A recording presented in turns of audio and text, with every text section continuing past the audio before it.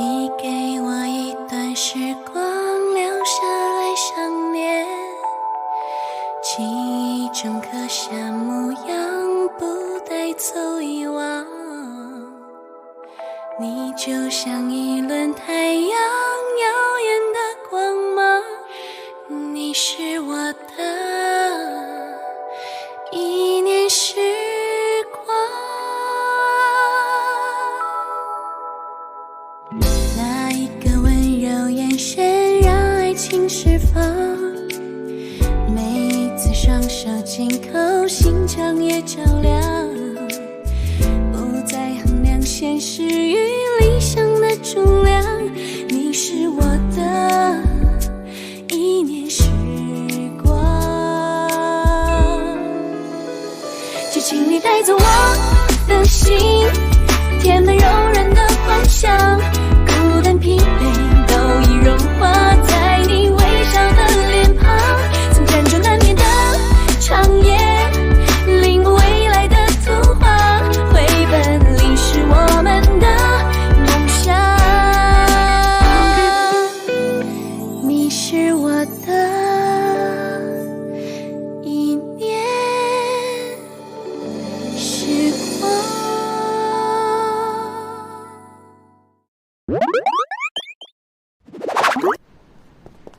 千初，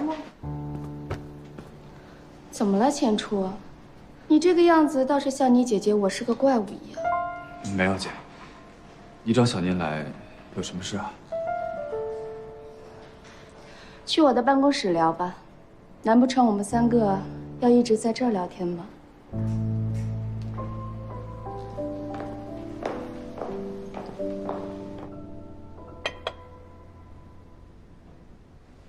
我托人带回来的咖啡豆，尝尝。姐，你今天突然把小念叫来，到底什么事儿啊？小念是你认定的人，我带他来公司转转，不需要理由吧？可是，你今天早上不是还去了吗？是，早上的时候我还劝你稳定跟石迪的关系，因为这关系到公司的利益和你个人的发展。但是千初，我知道你跟我不一样，你认定的事情，别人越反对，你越会去做，即使对你没有任何好处。所以，我支持你。你是说要帮小念拿回她的位置？我尽力而为，但是小念，你也要多努力。当牧师的儿媳妇要学的东西还很多。怎么了？穆学姐，我根本没有想要拿回什么属于自己的位置。我觉得我现在的生活挺好的，有喜欢的事儿，有自己的事业，还有喜欢的人。别的事情我也做不来，我也不想去做。今天你带我参观，也差不多了，我还要交稿，那我就先走了。哎，我送你。我自己走吧。千初，小念这边好像没你想的那么简单。你确定你跟石弟断了联系，他就会回到你身边吗？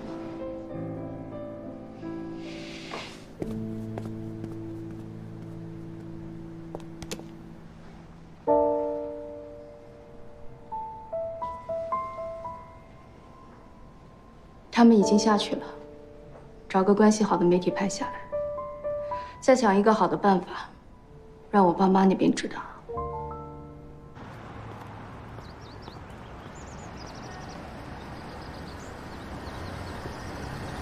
小念，我姐她……哦，你姐是好心，但是你知道我是怎么想的，以后这种事儿还是不要来找我了。我不希望咱们之间的关系变得复杂。你知道这不是我的本意。我知道，放心吧。我真的还有工作要忙，我得赶紧走了。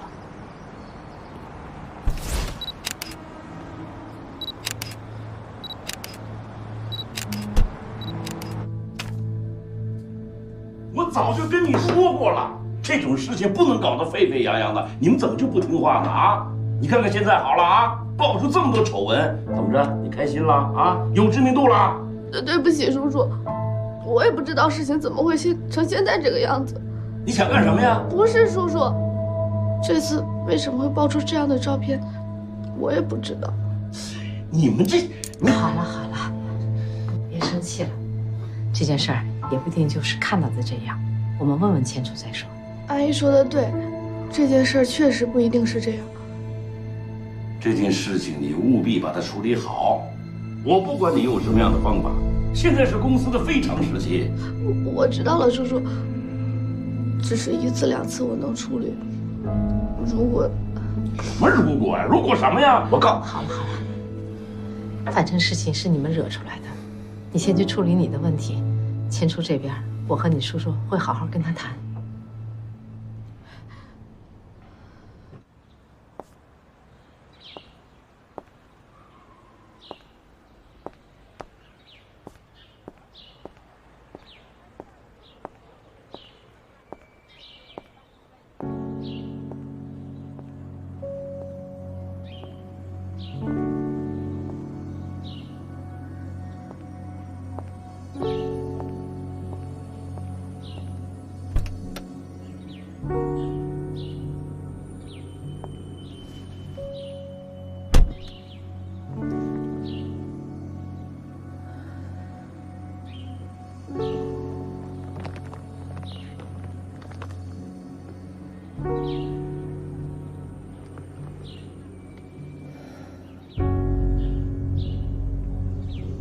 姐，果然跟你说的一样，叔叔阿姨愿意再帮我一次。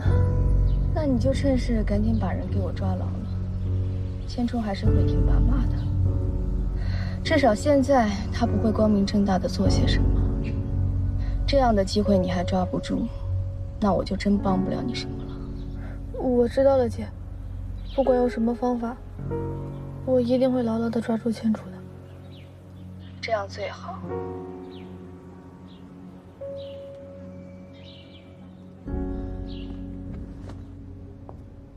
你决定要帮师迪吗？你真的觉得让师迪一直留在千楚身边是件好事吗？以前我们被蒙在鼓里也就算了，可是现在，这个女人心机也太重了。要说到心机重啊，那个石小念也好不到哪里去。我做过调查，石小念跟 NE 科技的龚欧2个人之间一直就是不清不楚啊。而且这次的车祸跟那个石小念有很大关系。你说让我怎么选？严格意义讲，2个都不合适。但是现在是非常时期啊，我只能选择石迪。最关键的是，他对咱们的儿子啊，真是用了真心呢。但愿我这个选择是对的，但愿他不会让我失望。倒是咱们的女儿啊，我现在怎么越来越觉得我不了解她了啊？我根本就弄不清楚她那个心里到底是想什么呢？小雪的事情还不都是因为你？要不是你当初跟他立个什么约定，他现在也不至于。这怎么能赖我呢？这实在是小雪的心太狠了。你看啊，我当时我给他立那个约定，我就是想给他出点难题，我就想让他收敛收敛野心。女孩子嘛，你就应该把心思花在感情上面，这才对嘛。可是我万万没有想到，这么多年了，这个孩子那关于感情方面的事情，他还真就做到了不闻不问呐。你说他狠不狠？哪像个女孩子呀！哎，好在咱们家有千楚啊！不管怎么样，只要有千楚在公司里面，公司的股东就不可能永远服小雪。小雪呀，是应该给自己留条后路了。公司，你们父女俩每天嘴里说来说去的都是公司，我看这么些年，你们父女俩的感情都快没了。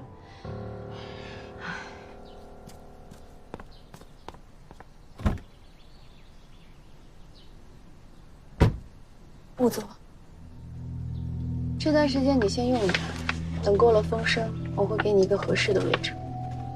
穆总，现在事情到底处理的怎么样了？我也不能一直这么躲着，我家里还有家人。你放心，你又没有怎么样，又没有杀人，只不过是一个肇事逃逸。千初现在也不记得发生了什么，等过了这段时间，确定了没有问题，你还是可以回到你的生活当中去。事情处理的怎么样了？都安排好了。石小念在公司门口跟穆总有暧昧接触的消息会发到公欧那里，只不过我不太懂，咱做这个消息不是为了让您父母那边反感，督促穆总和石迪和好吗？这么一来，公欧知道了，跟石小念起了冲突，这不是把石小念往穆总这边推吗？你说的这是石迪的目的，我可以帮他一次两次，他要是抓住机会站稳了位置最好。要是没有站稳，我也不会因为他牺牲我的东西。石小念这个人，最好从公欧和千初身边都离开。他在哪儿都不安全，至少现在他跟公欧之间的嫌隙越大，对于我们来说越好。好了，没什么事情你就先回去吧，把自己的事情处理好，其他的不用担心。好。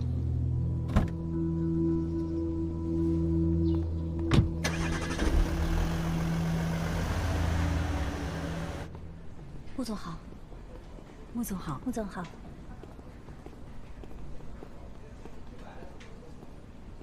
爸，您怎么来了？是有什么急事吗？爸，公司里没什么事儿，我找你有事儿。你说。石小念、石迪，你跟他们两个之间的事情，你打算怎么处理啊？爸，我已经从家里搬出来了。这段时间，石迪也会去找合适的住处。我打算找一个合适的时机，公开我跟小念的关系。公开什么呀？啊，你们俩什么关系啊？我不管你们俩是个什么关系，听爸爸的话，立马把他甩掉。爸，我跟小念是从小到大的感情。从小到大的感情。在这之前，你连他是谁你都不记得了，你还从小到大的感情呢？要说到感情啊，你跟石迪那是感情好，都订了婚了，这个事情啊，所有的人都知道了啊。更何况那个石小念，我已经找人调查过了，很复杂，他跟恩义的公欧一直就不清不楚啊。儿子，你听爸爸的话，不要理他了，好不好？爸，我会尽量的把这件事情处理好。但至于我怎么跟小念交往，你怎么处理啊？你会处理吗？我告诉你，你如果再犯糊涂，那我就把公司交给你姐姐了。还有啊，那个石迪，虽然说他干了一些不好的事情，但是我可以感觉得到啊，他对你是用的真感情，好好哄哄他啊！你看给老爸急的。走了。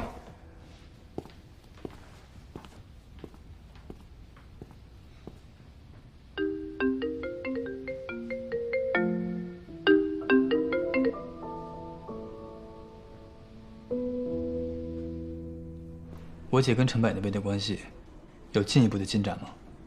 我找人了解了一下，发现穆总跟樊胜的关系可不简单，不仅仅是合作，而是涉及着樊胜高层的决策，而且陈柏跟穆总私下有过见面。樊胜一出手就针对恩义，看来跟我姐是有脱不开的关系。只是恩义明明有我姐的投资，虽然这几年他什么都不管，但也没有道理一出手就支持恩义的对手。况且大家都知道，那个陈柏可是被恩义开除的。会不会穆总跟陈柏之间有一些私人的感情问题？陈柏还有可能，可我姐怎么会看得上他呢？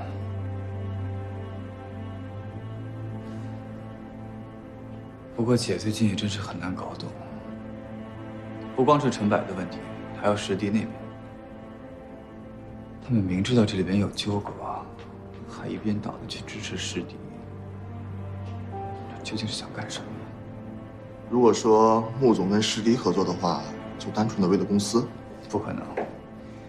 这一切都说得通，但你别忘了，出车祸的那天晚上，和失踪了那么久的我姐那个助理，这一切都是有关系的。只是我想知道，我姐的目标到底是想念，还是那个公欧？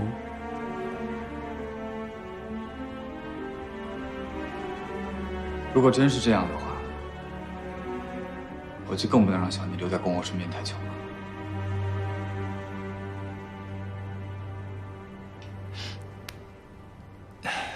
还有事得麻烦你，这几天帮我去约一个复查，但要找我们熟悉的医生。我姐跟石迪认识的要避开，懂吗？是，明白。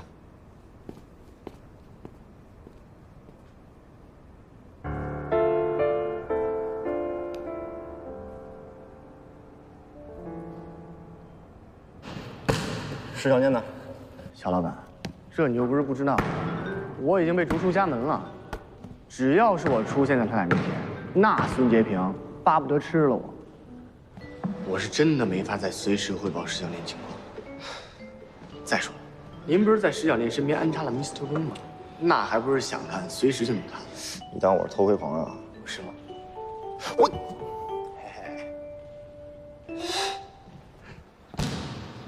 他干什么我根本不在意。哦，对了，那天晚上的车祸有什么进展吗？这个很难查出来，那个路段没有监控，而且没有造成什么人员伤亡。唯一的穆千初，但他好像并没有报案，也不清楚他怎么想的，难道是真的忘了？穆千初，他绝对不简单，哪怕是意外，哪怕是他真的忘了，事关石小念的安危。如果他真的在乎石小念，绝对不可能对这件事情不管不顾。那天我在医院跟他起争执，他竟然对这件事情绝口不提。我倒是觉得，他绝对不只是失忆这么简单。所以啊，小老板，你可千万不能让石小念再流落在外了。这不管是哪方面的安全，那都保证不了。其实你想想，他俩要是真的有什么，那石小念干嘛还住在我家呀？早就双宿双飞了。 真不知道你俩都在死撑什么劲儿。石小念现在在干什么？你问我，谁是她男朋友啊？要不我去问穆千初。那就是没干正事儿。今天晚上让他过来给我汇报工作。去哪儿？哦，好，我知道了，家里。那还什么汇报工作呀？不就是想小两口便秘一下吗？ 那我们现在去哪儿？去公司。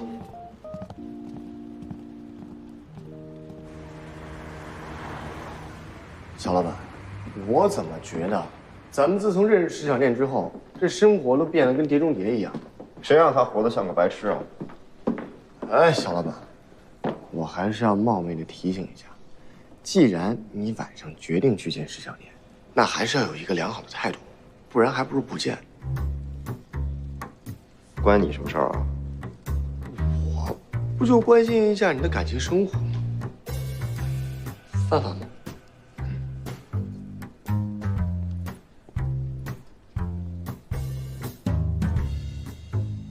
想要我拿出良好的态度，首先他要得有良好的态度吧？当我这么随意的？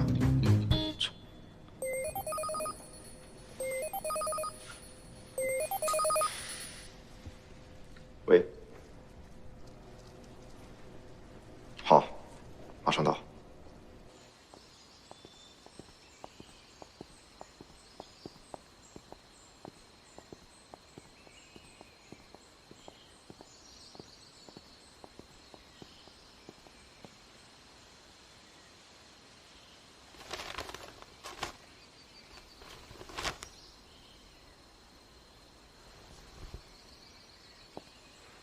哥。 我和晴子姐来看你了。晴子姐，你找我有什么事儿？有些话不能当着你哥面说，我们回去再聊。好。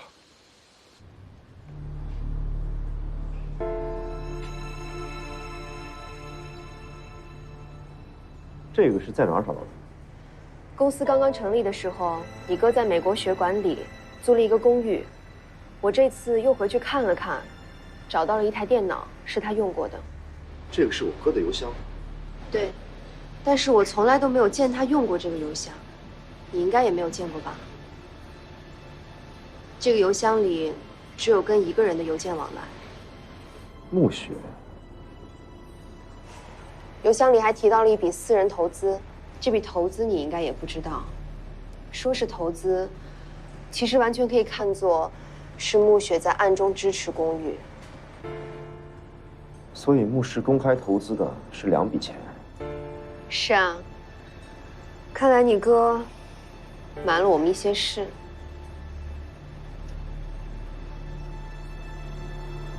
可是单从邮箱的内容来看，并没有什么特别的。但你不觉得奇怪吗？这么看来，他们2人至少是很熟悉的关系。但你哥走的时候，暮雪的反应似乎并不大。你也觉得这件事情很奇怪？我说不好。而且，小欧，公司的事、过去的事，我都不想再管了。我本来在意的就只有你哥一个人，现在他走了，有什么想不明白的事，也该想明白了。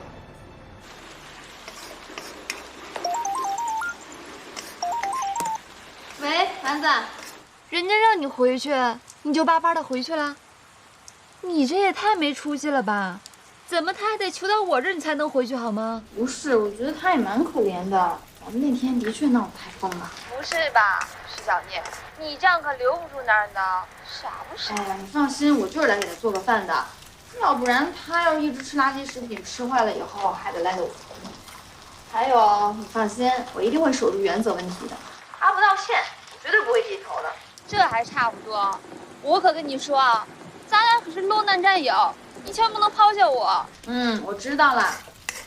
哎，丸子，丸子，丸子，你怎么了？你别吓我啊！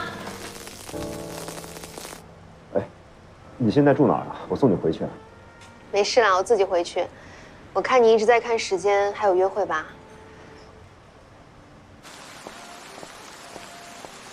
下着雨，空气好，我想自己走走，散散步。散步啊？这么大的雨可不是能散步的。我的确是跟别人约好了。哎，那这样吧，这个是我车钥匙，先拿过去开，明天我自然去取。那好吧，去吧。哎，服务员。不用了，快走吧。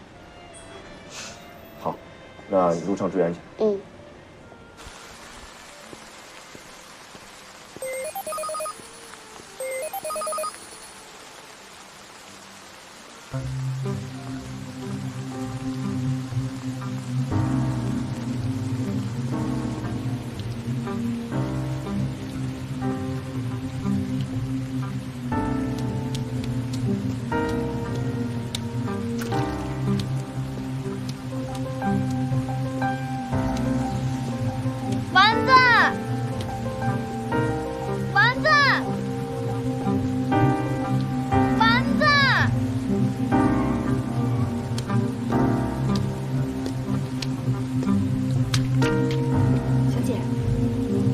小姐，你没事吧？要不要我们送你回家啊？是啊。丸子，丸子，哎，谢谢你们。丸子，你刚才那电话怎么回事啊？你受伤了？我看看，还有哪受伤了？你怎么搞的呀你？走，我带你去医院。小心，走。哎，这回好了。还用不用去医院再检查一下呀？那样能安心点。娘亲没事儿，不用了，我就不小心滑着了而已。看样子头倒是没什么事儿。要不然我就更担心了。你身上没有哪儿别的地方不舒服吧？没有，我就是头哭的有点缺氧了而已。你不是约公欧了吗？赶快去吧，喝点。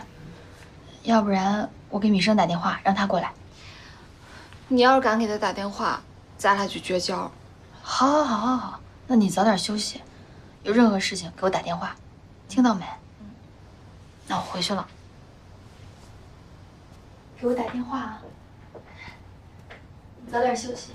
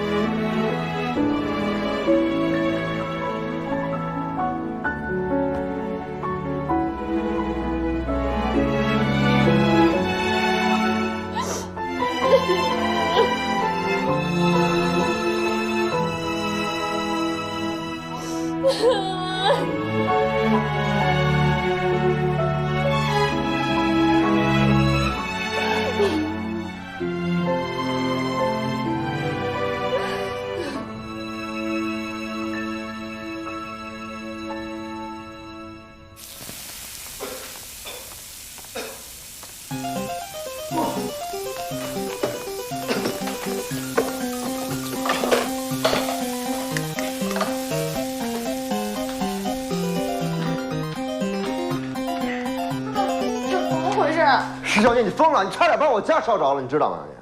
我又不是故意的，你还说我，你下班后明明约了我，完了还迟到了。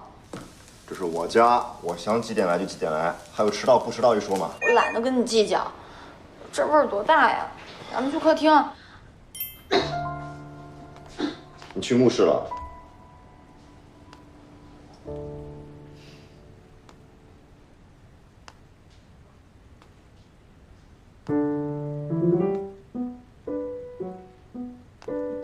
走来走去干什么？你还凶我？石小念，你这种行为叫做脚踏两只船。怎么着？这么做很有成就感是吗？我根本听不懂你在说什么，能不能不要再无理取闹了？所以你刚刚从我这儿出去是去了穆千初那儿是吗？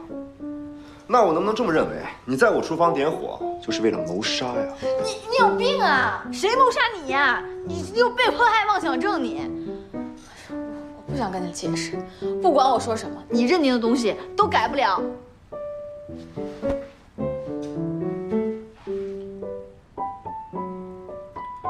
这件事情需要我认定吗？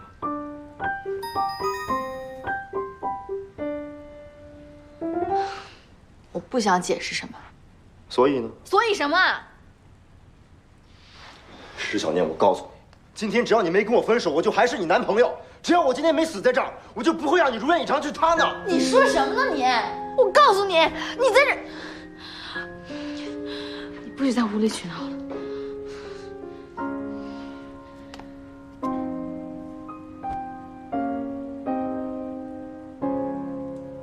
装死是没用的，我告诉你，石小念，有什么话你就正面跟我说。你是在逃避吗？石小念，石小念，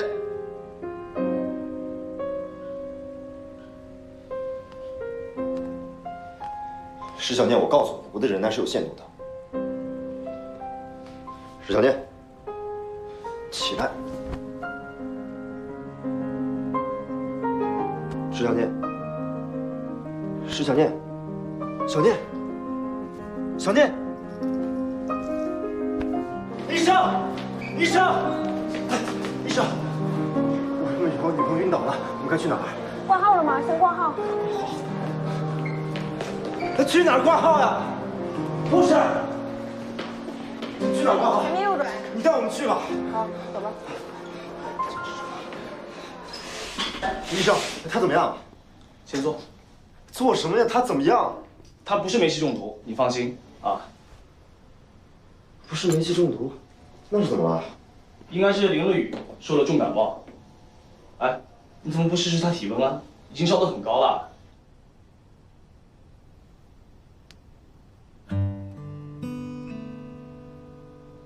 医生，那现在怎么办？我建议啊，先留观吧。最近感冒非常严重，看看明天情况怎么样。要是明天情况没有好转的话，那我建议再住2天院。什么叫没有好转啊？感冒会引起肺炎，肺炎会引起很多情况，但积极配合治疗，我相信他很快会好的。啊？好，谢谢医生啊。石小念，你是不是在故意整我呢？你可别开玩笑啊！恢复的还可以啊，各项指标也没什么问题。药都平时记得按时吃吗？有的。那个麻烦您了，陈医生，这么晚了还安排您复诊，我最近实在是太忙了。没关系啊，我们做医生的值夜班也是常事儿，但是你一定要多注意休息，不要太劳累了。如果用脑过度，不但会影响你的记忆恢复，还会对你的脑部造成一定的损伤。我知道了，那我2周后再过来。好。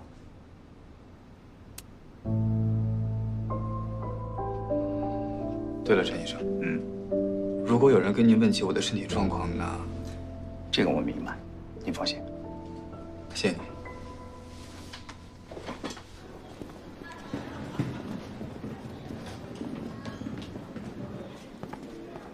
小念，他怎么了？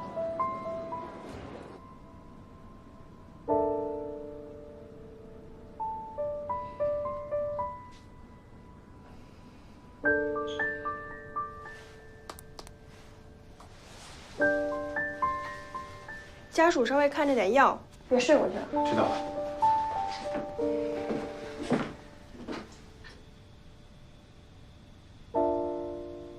到底怎么回事？病了，看不出来吗？白天跟我见面的时候还好好的，怎么突然就病倒了？关你什么事儿啊？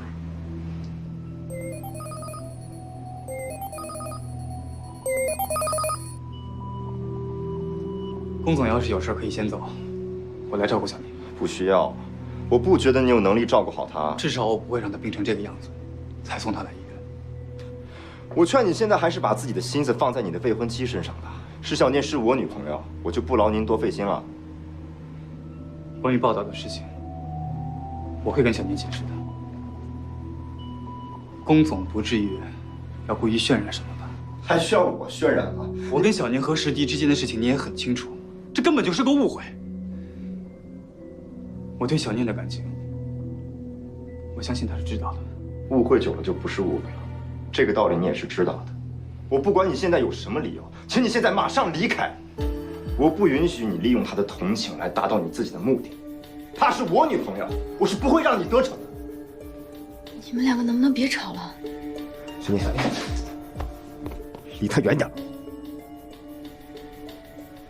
小念，公，咱们在家就吵，你到这儿来还要吵，你要吵到什么时候啊？我不吵了，我听你的。你走吧，他现在需要休息。钱初还是个病人，这里是医院。他生不生病跟我有什么关系啊？我不想跟你吵这个，我现在只想安静的睡一会儿。你可以先走吗？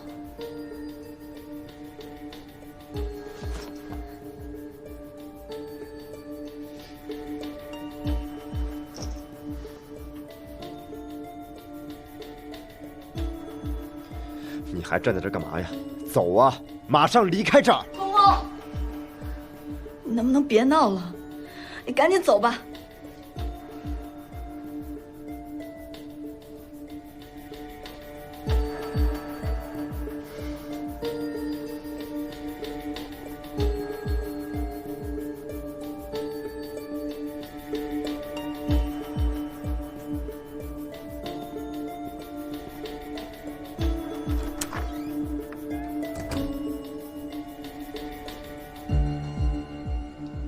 小莲，那你先休息一会儿，我就在门口。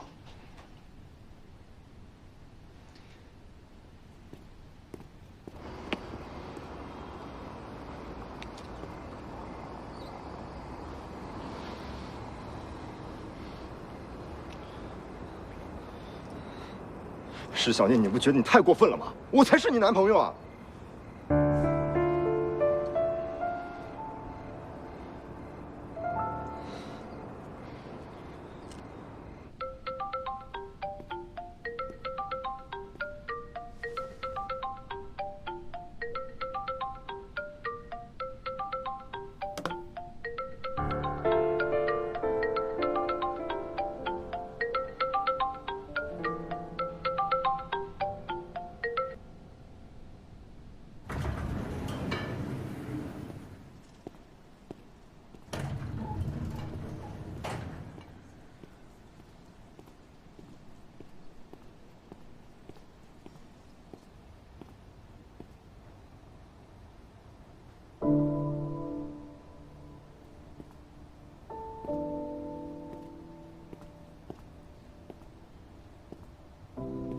李生，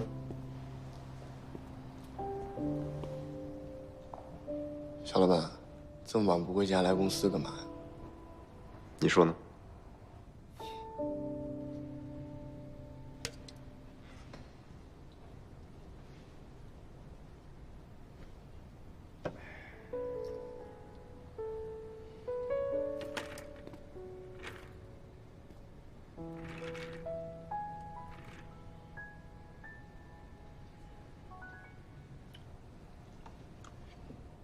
我跟蛮子要离婚了，明天就去办。真的，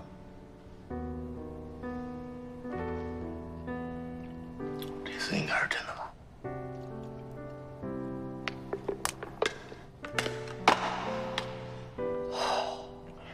其实我到现在都没想明白，我俩之间到底出了什么问题。好像都是些鸡毛蒜皮的小事，怎么就闹得要离婚了呢？谁提的？他提的，我同意了。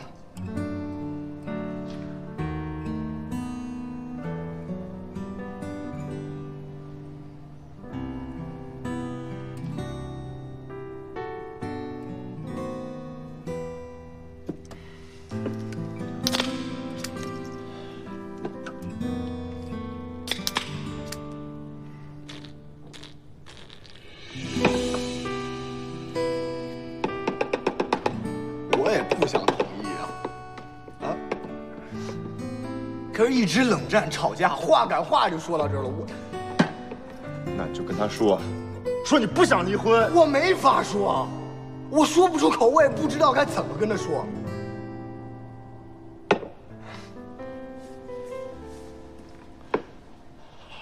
丸子好像这次真的对我挺失望。以前啊，他不开心了，他跟我吵，跟我哭，甚至还会打我。这次提了离婚之后特平静，好像东西都收拾好了，就跟什么都没发生过似的。